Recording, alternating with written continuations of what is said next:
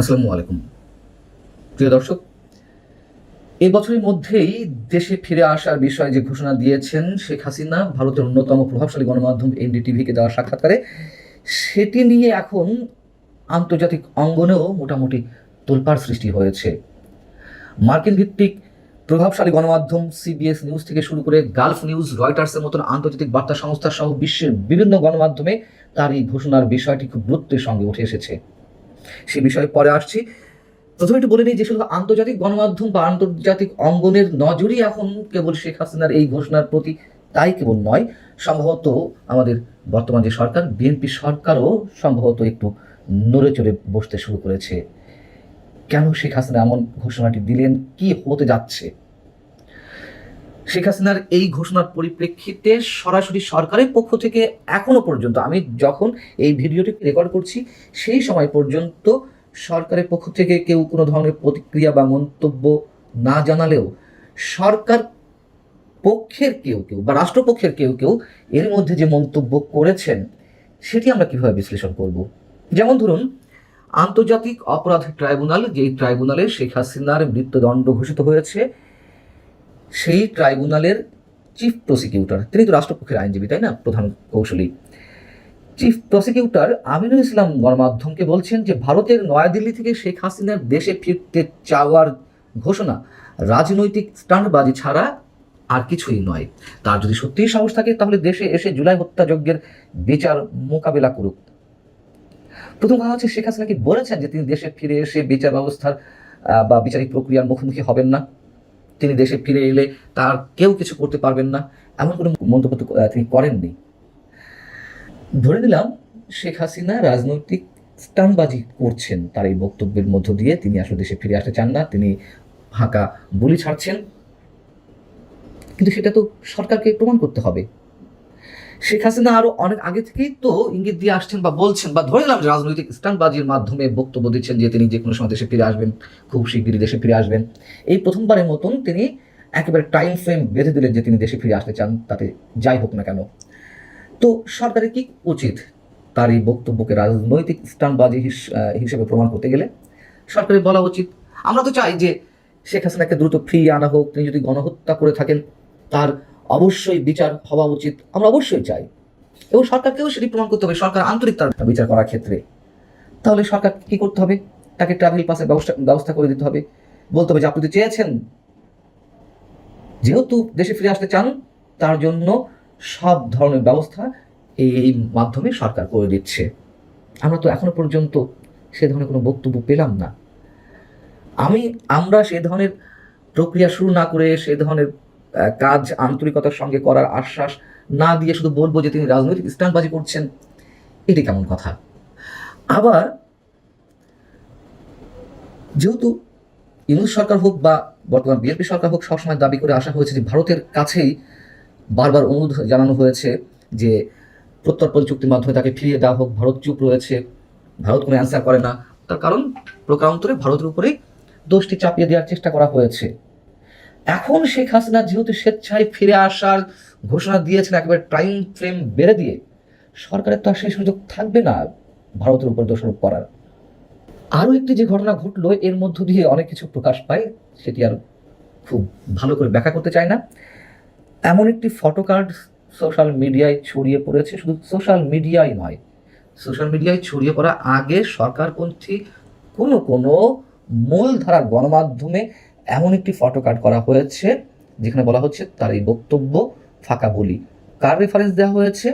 Michael Kugelman, যুক্তরাষ্ট্রের Wilson সেন্টারের দক্ষিণ এশিয়া বিশেষজ্ঞ। তার নাম আপনারা অনেকেই জানেন। বিভিন্ন সময় বাংলাদেশের রাজনৈতিক প্রেক্ষাপটে তিনি মন্তব্য করে আসছেন, গবেষণা করে আসছেন, নানান ধরনের প্রতিবেদন প্রকাশ করে আসছেন তার লেখা। সেই মাইকেল কুগেলম্যানের বক্তব্য হিসেবে যেটি ছড়ানো হয়েছে সেটি হচ্ছে এরকম যে শেখ হাসিনা এবছর দেশে ফিরবেন, এটা কেবলই তার ফাঁকা বলি। তিনি ফিরলে তাকে বাকি জীবন কারাগারে কাটাতে হবে। ভারত চাইবে তিনি যেন তৃতীয় কোনো দেশে চলে যান, তবে কোনো দেশ শেখ হাসিনাকে নিতে ইচ্ছুক হলে অনেক আগেই নিত। মাইকেল কুগেলম্যান এ ধরনের বক্তব্য দিতেই পারেন, তাতে কোনো আপত্তি নেই। প্রশ্ন হচ্ছে যে সত্যি সত্যিই তিনি এই বক্তব্যটি দিয়েছেন কিনা। আমি সার্চ করেছি, কয়েক ঘন্টা ধরে আমি ক্রস চেক করার চেষ্টা করেছি, ফ্যাক্ট চেক করার চেষ্টা করেছি, আমি তার এই বক্তব্য এই ভিডিও রেকর্ড করা পর্যন্ত কোথাও খুঁজে পাইনি, এর কোনো সত্যতা খুঁজে পাইনি। তাহলে কেন সরকারপন্থী কোনো কোনো গণমাধ্যমে এই ধরনের একটি ভুয়া ফটোকার্ড ছড়ানো হলো?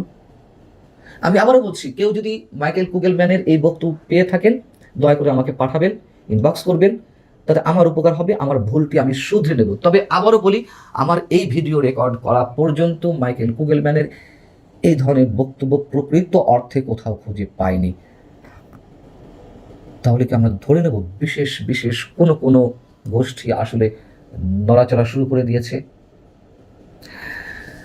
আর মাইকেল কুগেলম্যান যদি বলেও থাকেন, তাতেও তো আমাদের খুশি হওয়ার কথা। হ্যাঁ, আমরা তো এমনটাই চাই, শুধু জেলে থাকতে হবে কেন?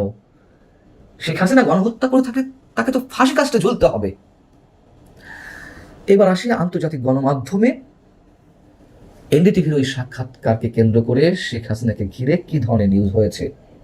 রয়টার্স, আন্তর্জাতিক বার্তা সংস্থা, তারা তাদের স্টোরিতে বলছে, নিজের ফিরে আসার বিষয়ে সময় উল্লেখ করার ঘটনাটি শেখ হাসিনার জন্য এটিই প্রথম। অর্থাৎ এই যে একেবারে টাইম ফ্রেম বেঁধে তিনি বলে দিলেন যে কোন সময়ের মধ্যে বাংলাদেশে ফিরে আসবেন তিনি, এটা নিঃসন্দেহে সারা বিশ্বেই একটা আলোড়ন সৃষ্টি করেছে, সবার কাছেই একটা বিস্ময়কর ব্যাপার। কিন্তু অন্য কোনো মাধ্যমে কিন্তু বলা হচ্ছে না, যেটি রাজনৈতিক স্ট্যান্ডবাজি। গালফ নিউজ, সংযুক্ত আরব আমিরাত বা আবুধাবির খুবই প্রভাবশালী একটি গণমাধ্যম, সেই গালফ নিউজের শিরোনাম হচ্ছে, I will return this year, Sheikh Hasina vows come back, says Bangladesh democracy under threat. দেশে ফেরার প্রত্যয় শেখ হাসিনার, বললেন বাংলাদেশের গণতন্ত্র হুমকির মুখে। জাপানের প্রভাবশালী গণমাধ্যম নিক্কেই এশিয়া, তারাও যথেষ্ট গুরুত্ব দিয়ে শেখ হাসিনা ফিরে আসার ঘোষণার বিষয়টি কাভার করেছে এনডিটিভি রেফারেন্স দিয়েই। তারা বলছে শিরোনামে, ক্ষমতাচ্যুত প্রধানমন্ত্রী হাসিনার এবছর দেশে ফেরার ঘোষণা। ইংরেজিতে সাবটাইটেল যেটি করেছে তার বাংলা অর্থকলি যে দাঁড়ায় তা হচ্ছে, গত বছর তার অনুপস্থিতিতেই তাকে মৃত্যুদণ্ড দেওয়া হয়েছিল। এতে বলা হচ্ছে যে 78 বছর বয়সী হাসিনা, যিনি 2024 সালের আগস্টে ছাত্র নেতৃত্বাধীন গণ অভ্যুত্থানে তার সরকারের পতনের পর ভারতে পালিয়ে গিয়েছিলেন, ভারতীয় সংবাদ মাধ্যম এনডিটিভিকে দেওয়া সাক্ষাৎকারে বলেছেন তিনি কোনো ঝুঁকিকেই পরোয়া করেন না এবং দেশে ফেরার পথে প্রতিটি বাধা ও ষড়যন্ত্র মোকাবেলা করে এগিয়ে যাবেন। পাকিস্তানের বিখ্যাত একটি গণমাধ্যম, আমাদের কাছেও সুপরিচিত, দ্য ডন, তারা শিরোনাম করেছে, বাংলাদেশের fugitive ex PM Sheikh Hasina says will return to Dhaka this year. আমি এক্সাম্পল হিসেবে কয়েকটি গণমাধ্যম, আন্তর্জাতিক কয়েকটি গণমাধ্যমের হেডলাইনগুলো বা অংশবিশেষ শুধু আপনাদের সামনে শোনালাম। তাহলে আসলে কি হতে যাচ্ছে? প্রথমে যেটি বলছিলাম যে শুধু আন্তর্জাতিক গণমাধ্যমে কেবল নয়, আমাদের সরকারের মধ্যেও সম্ভবত নড়ে চড়ে উঠছে কেউ কেউ। আমরাও চাই সরকারের পক্ষ থেকে ঘোষণা দেওয়া হোক, শেখ হাসিনাকে আনতে চাই, শেখ হাসিনা আসুক, বিচারের মুখোমুখি হোক, আমরা তার বিচার করতে চাই। কিন্তু আসলে কি সরকার সত্যি সত্যি সেই প্রক্রিয়াটি অবলম্বন করবে? ভালো থাকুন সবাই, আল্লাহ হাফিজ।